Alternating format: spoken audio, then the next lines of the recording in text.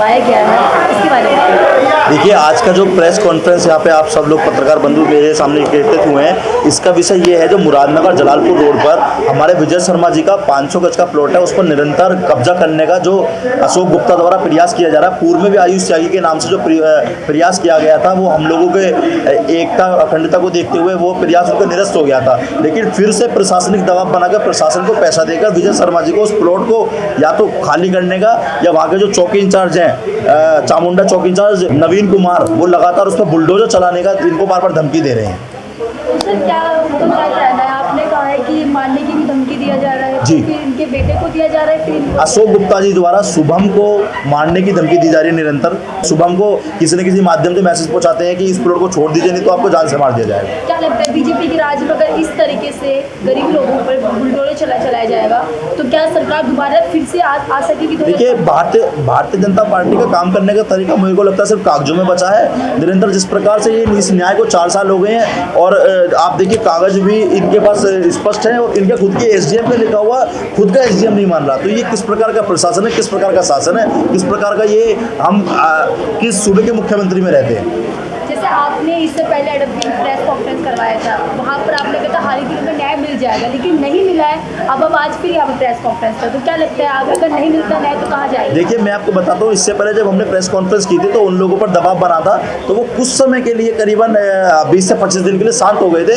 तो हम लोगों को भी लगा कि हो सकता है प्रशासन ने दबाव बनाया, न्याय इनको मिल गया है, लेकिन पुनः प्रशासन ने उनके ऊपर, उस समय हम लोगों ने उनको तत्व दिए, उनके ऊपर मुकदमा भी दर्ज करा, लेकिन फिर से वो अशोक गुप्ता नए लोगों के साथ फिर से इन लोगों पर दबाव बना रहे हैं। तो आगे वाला एक्शन क्या होगा? हम लोगों का, हमारे प्रशासन, हमारे संगठन के द्वारा कल से भूख हड़ताल पर, अनिश्चितकाल भूख हड़ताल पर, मेरे डीएम कार्यालय पर मेरे जो कार्यकर्ता हैं मुरादनगर से मंडल अध्यक्ष शुभम पंडित, वो भूख हड़ताल पर बैठे। तो क्या लगता है कि अगर भूख हड़ताल करते हो तो प्रशासन की आंखें खुल जाएगी? प्रशासन जो लोगों की मांगे वो मांगे। देखिए, भूख हड़ताल होगा या इसके बाद आत्मदाह होगा, क्योंकि जब तक प्राण रहेंगे तो हम अपना इज्जत और अपनी जमीन तो दे नहीं सकते, तो प्राण जाने के बाद ही कुछ संभवता है। तो मतलब आपके कहने का मतलब ये है कि बीजेपी के राज में जो अपनी मांगों को पूरी करवानी पड़ेगी तो लास्ट स्टाइल में भूख हड़ताल में बैठना। देखिए, जो आखिरी रास्ता होगा हम वो चुनने को तैयार हैं, चाहे वो आत्मदाह का हो, चाहे वो भूख हड़ताल का हो, केवल क्योंकि हम लोग न्याय की मांग कर रहे हैं, और न्याय की मांग के लिए अगर इतना संघर्ष करना पड़े तो मैं ये समझता हूँ कि मुझे नहीं लगता कि एक आम नागरिक जो एक गाँव गरीब दरबे से आता है उसको न्याय मिलने की संभवता है। नमस्कार दोस्तों, मैं हिमांशु शर्मा। जैसे कि हम सभी लोग जानते हैं कि अब जल्द ही त्योहारों का दौर शुरू होने वाला है। जल्द ही नवरात्रे, दशहरा और दिवाली का उपलक्ष्य हमारे बहुत ही नज़दीक है। तो इसी के लिए किसी भी तरह की अगर आपको रिक्वायरमेंट है गिफ्टिंग प्रोडक्ट्स की, अपनी लेबर को गिफ्ट करना चाहते हैं, अपने कॉर्पोरेट फ्रेंड्स को गिफ्ट करना चाहते हैं, किसी भी तरह की किचन रिलेटेड गिफ्टिंग आइटम, आपको वन स्टॉप सॉल्यूशन एकमात्र जगह लक्ष्मी ट्रेडिंग कंपनी में अवेलेबल हैं, जो कि आपके शहर गाज़ियाबाद में लोहिया नगर लाल क्वार्टर में स्थित है। सो आपसे कृपा है, आपसे रिक्वेस्ट है कि आप सभी लोग आएँ। एक बार आप देख रहे होंगे हमारे बराबर में कुछ रखे हुए हैं, जैसे फ्रेंड्स कंपनी के हैं, मयूर कंपनी के, आपको सभी उत्पादन जो कि बहुत बहुत बहुत उम्दा क्वालिटी से हैं और बहुत ही बेस्ट प्राइसेस पर, बहुत अच्छे रेटों पर आपको अवेलेबल कराया जा रहा है। तो आकर के एक बार सेवा का मौका अवश्य दें। धन्यवाद। हर हर महादेव, जय श्री राम। नाम बताइए। क्या कहना है आपका इसके बारे में? कहना यह कि हमें कहने में जब कागज हमारे सब कुछ सही होके हैं तो प्रशासन हमें क्यों धमकी दे रहा है, क्यों हमें परेशान कर रहा है? कितने समय से धमकी दिया जा रहा है? ये तो कहने में जब भी प्लॉट पर जाते हैं किसी ना किसी को अनजान आदमी भेजते हैं, कोई जान पहचान का तो है नहीं, जान पहचान का हो तो कहेगा नहीं। धमकी कौन दे रहा है? धमकी अशोक गुप्ता जी दिलवा रहे हैं। अच्छा। किसी ना किसी को भेज करके।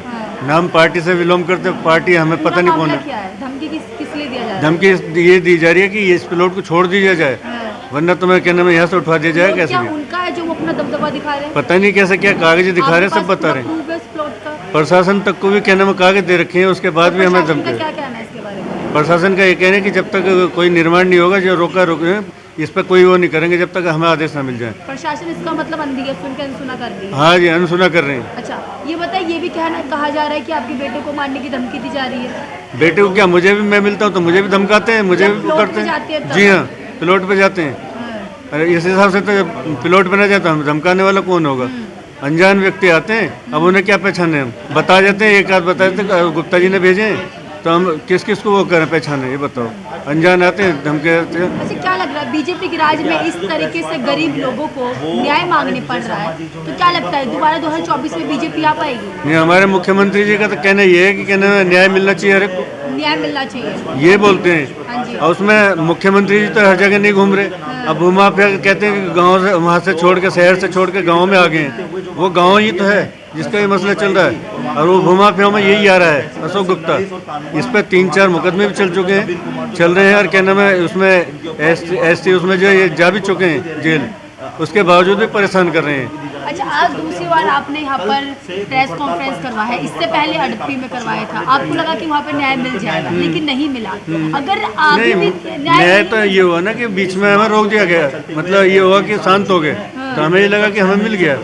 जब काफी दिन तक ये चुप रहे, अच्छा, पीछे मामला शांत हो गया, मामला शांत हो गया, कोई वो नहीं उनकी तरफ से ना हमारी तरफ से। ये अब ये हुआ कि ना मैं 1.5-2 महीने से ज्यादा हो रहा है, अच्छा, ज्यादा चल रहा है। तो क्या लग रहा है अगर दोबारा न्याय नहीं मिलता है तो आगे वाला एक्शन क्या होगा आप लोगों का? आगे भी बता चुके हैं, फिर आगे रास्ता यही रहेगा कि पहले तो ये उसमें बैठेंगे धरने पे, नहीं हो तो फिर आगे वही है आपके कहने का मतलब जो कोई मांगे पूरी करनी पड़ेगी तो जाके धरने पे बैठना पड़ेगा, धरने पे बैठना पड़ेगा, सिंपल बात। बस।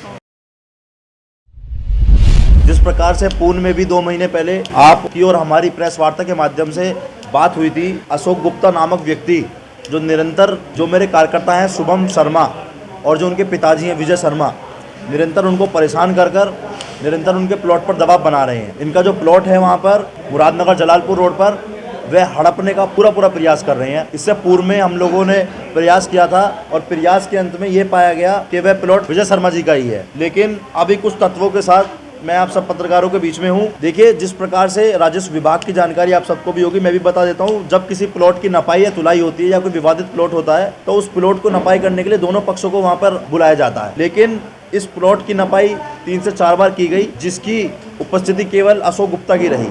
ना विजय शर्मा जी को कोई सूचना दी गई, ना विजय शर्मा जी को बुलाया गया। दूसरा जो हमारा पहलू है, इसमें प्लॉट को खाली कराने के लिए चौकी इंचार्ज लगातार दबाव बना रहे हैं। आप पत्रकारों बंधुओं के माध्यम से पूछना चाहता हूं कि क्या चौकी इंचार्ज का काम प्लॉट खाली कराने का बचा है उत्तर प्रदेश में? तीसरा, जो एसीपी हैं मसूरी जो लगते हैं, वही वो क्षेत्र संभालते हैं, उनके पास 10 बार प्लॉट के पूरे कागज पहुंच चुके हैं और वो 10 में से 9 बार स्पष्टीकरण कर चुके हैं कि ये प्लॉट विजय शर्मा जी का, लेकिन वो बार बार हमारे विजय शर्मा जी और शुभम शर्मा जी दोनों को निरंतर बार परेशान करते हैं। ये बेसिक और बहुत ही माध्यम परिवार से आते हैं, अपनी नौकरियों की छुट्टी कर नुकसान करके वहाँ पर पहुँचते हैं, लेकिन निरंतर देखने को मिल रहा है एसीपी साहब अपना अत्याचार बंद नहीं कर रहे हैं। उसके बाद मैं आप सबके बीच में बता देना चाहता हूँ कि पूर्व में शुभांगी शुक्ला जो एसडीएम थी, वहाँ पर शुभांगी शुक्ला जी ने इनको लिखित में दिया कि ये जो प्लॉट है ये आबादी क्षेत्र का है, इसमें केवल और केवल कोर्ट कुछ कार्य कर सकता है, ना तो प्रशासनिक आदमी कुछ कर सकते हैं, ना अन्यथा कोई विभाग कुछ कर सकता है। लेकिन ना तो जो वर्तमान एसडीएम है, वहाँ पर वर्तमान एसडीएम है संतोष राय जी, वो पूरे तरीके से मैनेज हो चुके हैं, पूरे तरीके से समझ चुके हैं, एक ब्राह्मण परिवार को पीड़ित करने में लगे हुए हैं। और उनके साथ साथ वहाँ के तहसीलदार शिव नरेश और कानूगा, इन सब लोगों ने एक टोली के रूप में काम करके इनका प्लॉट छीनने का काम किया है। मैं आपको बता देना चाहता हूँ, जब पहली बार शुभांगी शुक्ला ने उस प्लॉट के मामले में संज्ञान लिया, उन्होंने टीम गठित की। टीम गठित में पाया गया कि वह प्लॉट विजय शर्मा जी का है। शुभांगी शुक्ला जी द्वारा वहाँ टीम भेजी गई, इनको कब्जा दिलवाया गया, शुभांगी शुक्ला जी द्वारा लिखा गया। मैं आप सब पत्रकारों को वो कॉपी दे चुका हूँ, आप एक बार पढ़ लीजिएगा। शुभांगी शुक्ला की उसमें लिखित लिखा हुआ है और प्रशासनिक मोहर है उसमें। और जो चामुंडा चौकी इंचार्ज है, वो लगातार चौकी इंचार्ज लगातार विजय शर्मा जी को धमकी देते हैं कि इनके उस प्लॉट पर बुलडोजर चला देंगे। मैं ये पूछना चाहता हूँ इस प्रेस वार्ता के माध्यम से कि क्या माननीय मुख्यमंत्री जी का बुलडोजर केवल और केवल न्याय पे चलने के लिए बचा है? जहाँ पर अन्याय हो रहा है वहाँ पर बुलडोजर का तेल खत्म हो गया है, और जहाँ पर न्याय के लिए कोई मांग कर रहा है उसके प्लॉट पर बुलडोजर चलाया जा रहा है। चौथी बात, अशोक गुप्ता जो व्यक्ति इनका प्लॉट घेर रहा है, वो पूर्व में भी प्लॉट घेर चुका है। मैं आप सबको बता देना चाहता हूँ, अशोक गुप्ता का खसरा नंबर 332 है और हमारे विजय शर्मा जी का खसरा नंबर 339 है। 332 और 339 में कितना अंतर है ये आप सब लोग अनुमान लगा सकते हैं, लेकिन हमारे एसडीएम साहब हो सकता है गिनतियों में कमी कर पा रहे हैं, हो सकता है कहीं ना कहीं उनकी कमी रही है। और अशोक गुप्ता पे लगातार 3 से 4 मुकदमे लग चुके हैं, जिसमें SC/ST भी शामिल है, भूमाफिया भी शामिल है, अभी वर्तमान में भी अशोक गुप्ता ने आयुष त्यागी काकड़ा जो कि जिलाध्यक्ष पूर्व में थे हिंदू युवा वाहिनी से, उनका सहारा लेकर आए थे। तो हम लोगों ने, उन्होंने इनको धमकाया, डराया, धमकी दी जान से मारने की। तो हम लोग जब संगठित हुए तो वो इससे पीछे हटे। अब वर्तमान में वे अपने नए जातिगत नेता दिनेश गोयल जो वर्तमान में भारतीय जनता पार्टी से MLC हैं, और भी बहुत सारे नेता हैं जो वर्तमान में गाजियाबाद से विधायक हैं, जो एक समुदाय से आते हैं, उनकी धमकी देते हैं निरंतर, और इनको जान से मारने की साजिश के तौर में एक प्रशासन सामने आ रहा है। ये विजय शर्मा जी हैं, आप इनका रिकॉर्ड चेक कर सकते हैं, आप इनका अकाउंट नंबर चेक कर सकते हैं। 18,000 रुपये इनकी आय है। 18,000 रुपये की आय में अगर 16 दिन प्रशासन अपने पास बुलाएगा तो इनका खाना खर्चा कौन देगा? मुझे इसकी जवाबदेही माननीय कमिश्नर साहब अजय मिश्रा जी दें। माननीय DM साहब से मैं पूछना चाहता हूँ, क्या SDM साहब या क्या चौकी इंचार्ज इतने प्रभावशाली हो रहे हैं कि वो उनके आदेश पर एक ठीक परिवार के घर पर बुलडोजर चल जाएगा? और जान का खतरा निरंतर, पूर्व में आयुष त्यागी द्वारा धमकी दी गई थी, अब वर्तमान में दिनेश गोयल जी का नाम लेकर जो अशोक गुप्ता है वो इनको जान से मारने की धमकी देते हैं, इनके बेटे को और माननीय विजय शर्मा जी को। चौकी इंचार्ज की शिकायत लिखित में जा चुकी है, अगर आप कहेंगे तो उसको भी मिलेगा, और उसके ऊपर कोई कार्रवाई नहीं हुई है। वो लगातार निरंतर पैसों की डिमांड करते हैं इनसे, और वहाँ पर बुलडोजर चलाने की बार बार डिमांड करते हैं। चौकी इंचार्ज का पूरा नाम मैं खोल देता हूँ, चौकी इंचार्ज का पूरा नाम नवीन कुमार है। ये चामुंडा चौकी इंचार्ज है वर्तमान में। हाँ, काफी समय हो गया है। हाँ, 3 से 4 साल वर्तमान में हो गए हैं इसको चलते हुए। और SDM संतोष राय जो बिल्कुल स्पष्ट तरीके से मैनेज हो चुके हैं, जो इस चीज को लगातार देख रहे हैं कि एक ब्राह्मण परिवार जो लगातार पीड़ित हो रहा है, शोषित हो रहा है। और मैं ये नहीं समझ पा रहा हूँ कि विभाग पर बैठकर मैं ये जानता हूँ ना तो कोई धर्म होता है ना जाति होती है, लेकिन किस प्रकार से ब्राह्मण का शोषण किया जा रहा है। इनको मैं तो या तो न्याय मिले या माननीय राष्ट्रपति को हक है, वो आदेश कर सकते हैं कि ये लोग अपना प्राण त्याग दें, आत्मदाह का इनको आदेश, हमें माननीय जिलाधिकारी जी को एक साइन लगेगा, इनको आदेश कर दिए जाए। क्योंकि ना तो क्योंकि ब्राह्मण शुरू से अपनी बात रखकर और हाथ जोड़कर आगे बढ़ा है, लेकिन जिस प्रकार से आप निरंतर देख रहे हैं ये मुद्दा पिछले 4 साल से चल रहा है, और 4 महीने से ये लड़ाई हम लोग लड़ रहे हैं निरंतर। जो मेरे कार्यकर्ता हैं लगातार एप्लीकेशन लगा रहे हैं जान से मारने की धमकी। दिनेश गोयल MLC।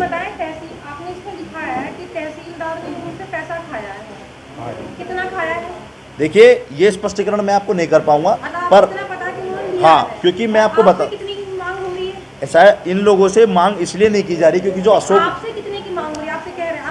नहीं, हम लोगों से उन्होंने 5 लाख रुपए की डिमांड करी थी पूर्व में, जब करीबन 20 दिन पहले। तो इन लोगों के द्वारा बोला गया कि हमारा प्लॉट जेन्युइन है, हम किस चीज़ के आपको न्याय दें। तो इन्होंने SDM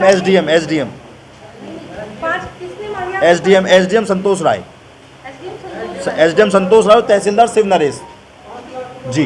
और इसमें इनके साथ में साथ दे रहे हैं अशोक गुप्ता जो है वो दिनेश गोयल का नाम लेकर इनको धमकाते हैं और प्रशासनिक दबाव बनाते हैं। जो मेरे ख्याल से ये आपने उदयपुर में पहले भी उसमें ये रिकॉर्ड नहीं था, ये खतौनी का रिकॉर्ड भी मैंने आप सब पत्रकारों को दिया है, इसके नीचे नक्शा भी लगाया हुआ है, उसके नीचे शुभांगी शुक्ला जी की रिपोर्ट भी लगाई हुई है। हर पत्रकार बंधु के पास ये है। शुभांगी शुक्ला जी ने स्पष्ट लिखा हुआ था कि ये न्यायालय में जाने वाला मुद्दा, 3रे पेज पर आप चेक कर सकते हैं। जैसा कि हम सभी जानते हैं, आगामी कार्तिक मास के कृष्ण पक्ष की अमावस्या को दीपावली, शुभ दीपावली आने वाली है, और इस दीपावली के पावन अवसर पर आप सभी को बहुत बहुत शुभकामनाएं। आचार्य ब्रजेश गौड़ आपको बहुत बहुत बधाई, आपको बहुत बहुत शुभकामनाएं देते हैं। कार्तिक मास के कृष्ण पक्ष की अमावस्या को दीपावली का जो शुभ मुहूर्त है पूजा का, वो शाम को 6 बजे से 8:30 बजे के बीच में होगा, और 9:30 बजे से 11:30 बजे के बीच में होगा। रात्रि 2 बजे से सुबह 4 बजे के बीच में होगा। इन दीपावली के विशेष मुहूर्तों में पूजा करने मात्र से माँ लक्ष्मी की धन धान्य की कृपा आप सभी पर बनी रहेगी। इन्हीं शुभकामनाओं सहित जय श्री राम कृष्ण।